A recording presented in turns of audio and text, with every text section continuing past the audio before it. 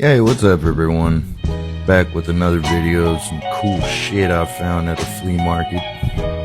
So you might have seen this before. It's a handycam back from the 90s.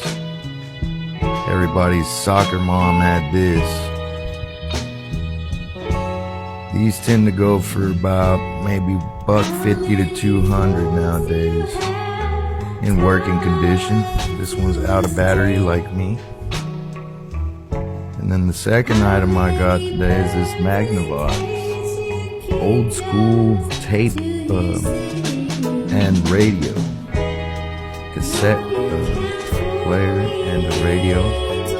Pretty dope. These tend to go for about $1 to $1.50.